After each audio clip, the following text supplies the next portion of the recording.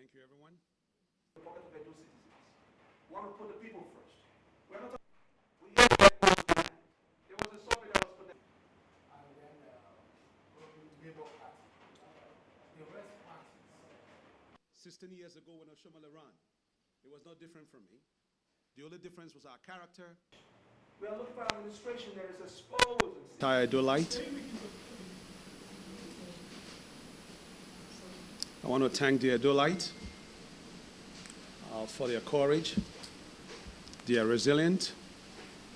It's an historical moment in our political history. We're in a few days, Edo State, we elect a new governor. And in this process, I understand that even in a critical condition, coupled with poverty, the choice of Edo people is different. They have decided that they want a game changer and not a game follower. I also understand that when you go back to our political history in the past, since modern day democracy, from Adam Oshiomhole to Obaseki, when Adam Oshiomhole first ran for a governor, he was from a minority group. He was not from a popular family. He was little known in Edo State. Edo people just want a different, they just want something that can transform the state. So is Obaseki. Let me just say, Oshiomhole ran as an underdog in 2008 as a governor. And Obaseki the same. That tells you Edo State, when it's time to election, it doesn't matter what party you belong. It doesn't matter your affiliation. What Edo has been fighting for the past 24 years is true governance. Someone that can systematically break down democracy to the grassroots level. And I present myself today, Dr. Brighton Abulele, I called gubernatorial hopeful in this coming election. When I look at the same platform 16 years ago when Oshiomhole ran, it was no different from me. The only difference was our character, our personality, and how we think. And moreover, our exposure to global issues and how we tackle human problems. And I'm talking today because election is just a few days from now. That Edo State has been in a state of erosion. There's complaint, there's hunger. They want something different. They give APC 4 years of a chance. They give PDP, but the people still complain that this is not the Edo State they want. They want an alternative government. And democracy allows you to do that. They allow the people, the interests are vested on the people, to elect a leader that can dictate for them, guide them, lead them, and also be able to empower them. When it comes to human services, human capital, social services, public services, that has been failing this administration. I am not saying that this administration have not done very well.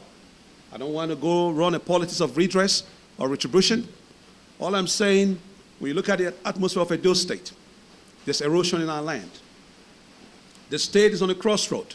If it's possible for most of our leaders to run away, they will do it.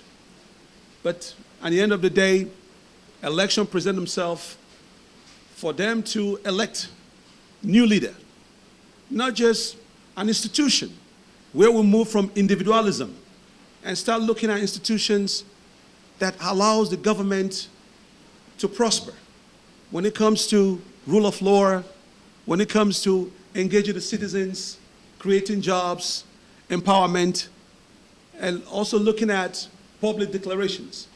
I've heard a lot of these public declarations, so-called manifestos of most of our co-candidates in the platform. But no one has addressed public services. No one has addressed what they call middle class in our society. There's problem in our land, not just in Edo State, Nigeria. But I believe the only solution to the country is bottom up, not top down. So we start from the state level. State is a place, it's an arm of government that caters for the people. And I believe, as by peradventure, if I have the opportunity to take over our Sadebe House, it's going to be a different government in Edo State. It's not going to be business as usual. Because Edo State today has so much potential. 60% of the land has now been cultivated. You know, it's been struggling with leadership. 4 years out, 4 years in. It's becoming one-party system. I don't have anything against autocracy. It's practiced all over the world. But when you put the people first, then democracy will flourish. And this is not the issue in Edo State today. That's why I present myself as one of the underdog. I call myself underdog because it's important to acknowledge who you are in this race. Because I went into this race for one reason: to abolish poverty in Edo State, to come up with a rescue plan that would put food in the hands of the people. That means look at public services, which is missing. There's hunger in our land. And a hungry man is an angry man. An angry man is a dangerous man. Why would people care about the government if the government don't put the people first? We need a civilized and exposed government, administration. That has been missing. I'm not talking about academia. I'm talking about people that have a holistic approach to navigate the complexity of the land. For that reason, I believe I am the hope of Edo State today. I will call on everyone, September 21st. We are the first on the ballot, Accord Party. If you want transformations, you want change in Edo State, you want prosperity in the land, where abilities are placed in the right position, vote Dr. Brighton Abulele. Thank you.